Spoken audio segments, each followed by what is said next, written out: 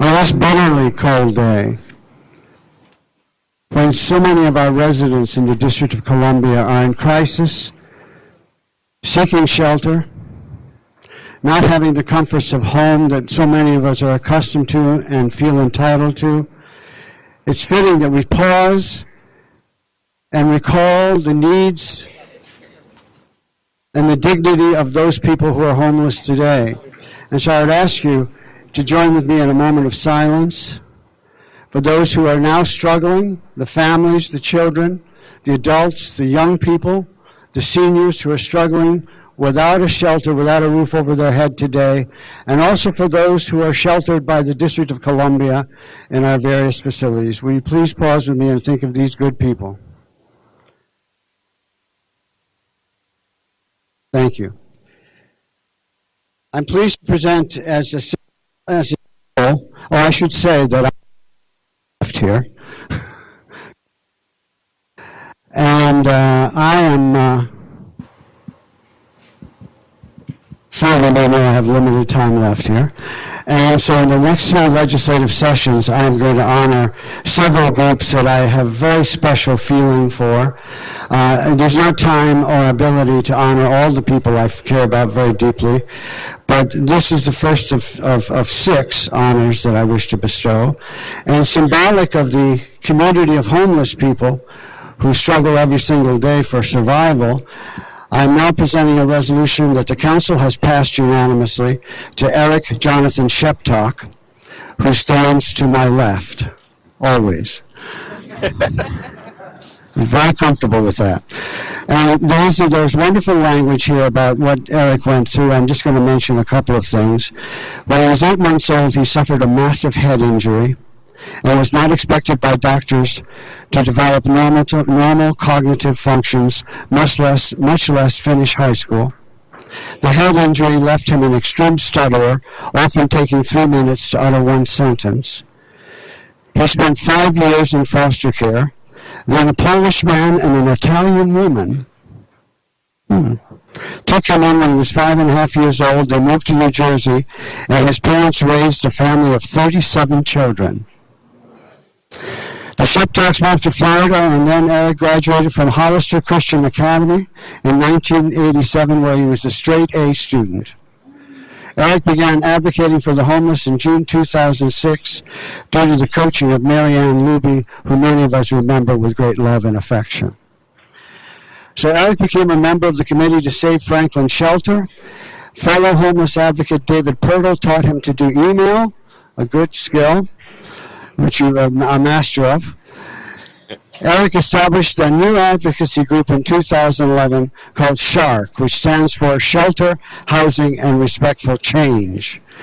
With Eric as chair, SHARC went on to lead the beginning of a robust public conversation about the future of the 1,350-bed federal city shelter, which was CCNV, which we will always remember as associated with Mitch Snyder and his heroic efforts with President Reagan.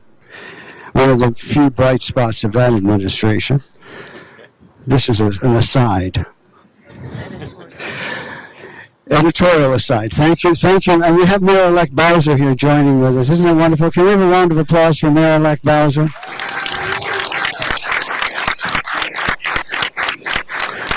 So this is the first of 6, as I've mentioned, and so we're going to declare various days, but we're going to declare the last day of this year, December 31st, 2014, as Eric Jonathan Sheptock Day in the District of Columbia.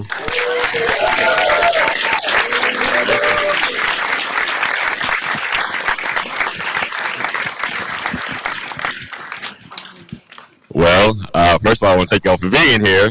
And I should say that, unlike my father, I'm not a man of few words, but I've been told to keep it short. You know, but that said, oddly enough, New Year's Eve is exactly 46 days before my 46th birthday.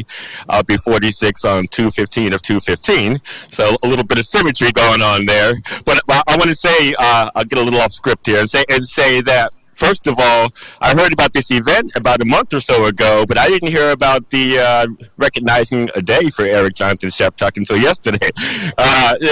So I was flattered. You know, I'm still flattered.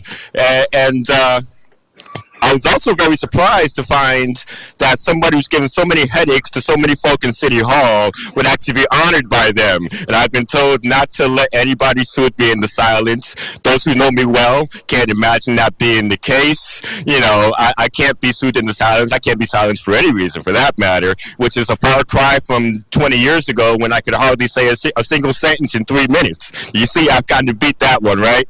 But that said, I do stand on the shoulders of Mitch Snyder and other advocates. You know, I want to point out there's a lot of folk in here who I've worked with. I'm not going to try to name all of them. I have a few of them up here beside me. So this is Naila Goodwin. This is Kevin. I know last name. This is Regina Christian.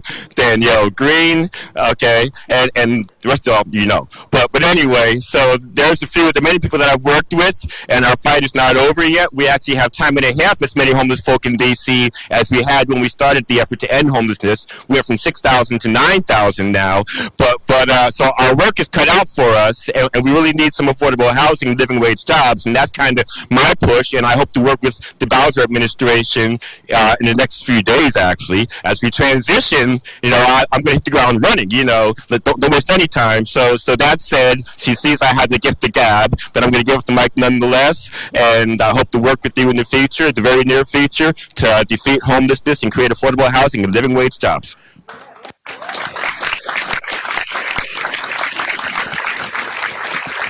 Well, Eric, we are proud to celebrate you today, but more than that, celebrate the voices and the people that you speak up for.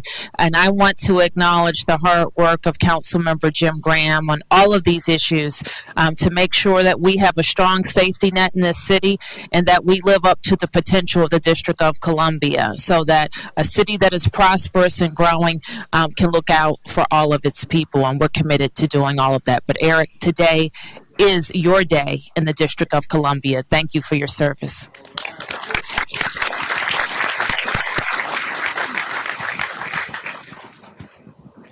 Now, definitely related to. Oh, do we want to photo op? No, Muriel? Not Muriel? I pronounced it the way her father pronounced it.